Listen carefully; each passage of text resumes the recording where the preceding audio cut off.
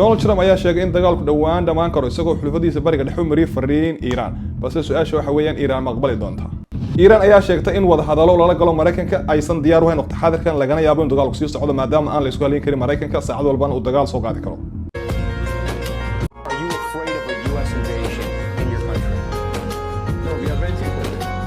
Iran ayaa sheegtay inay sii wadi doonto kantalada la dhacayso Israa'iil military baseska Mareykanka kulay bariga dhexe iyo dhammaan xulufadiisa. Boqolaal kun oo shicib ayaa isku soo baxay gudaha magaalada Tehran iyagoo taageersan hogaamiyaha cusub ee Iran Ayatollah Mustafa Al-Khamenei. Dhammaan caalamku wuxuu sugayay khudbadii ugu horeysay ee hogaamiyaha cusub ma ku baaqi doona nabad ma ku baaqi doona dagaal. Duqeymo culus oo si wada jir ay u fulinayaan Israa'iil iyo Mareykanka ayaa wali wuxuu ka socdaa gudaha Iran halkaas oo lagu beegsanayo warshadaha sifeeye biyaha iyo kaydka saliidaha. dagaalku sidoo kale wuxuu muujinayaa kala duwanaanshiyo aragtiyada ka dhaxeeya Israa'iil iyo Mareykanka taasoo Israa'iil amar la'aan ay beegsanayso warshadaha sifeeye biyaha kuwaas oo ay Mareykanku raali ka hayn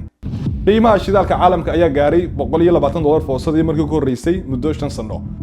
dalka Pakistan ayaa gabi ahaanba si ku meel gaar ah waxa uu xidhay iskuuladii sidoo kale waxa ku amartay dhammaan shaqaalihii dawladdu inay guriga ka soo shaqeeyaan taasoo ay ujeedada u weyn tahay in la kaydiyo shidaalka dalku haysto taasoo la filayn inuu hayn doono intuu dagaalku socon doono